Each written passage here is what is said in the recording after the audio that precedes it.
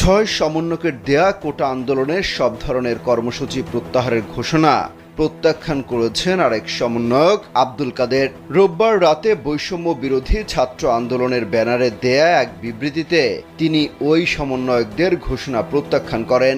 সেই সঙ্গে নতুন কর্মসূচি হিসেবে আজ দেশব্যাপী বিক্ষোভ ও প্রতিবাদ সমাবেশের ডাক দিয়েছেন আব্দুল কাদের।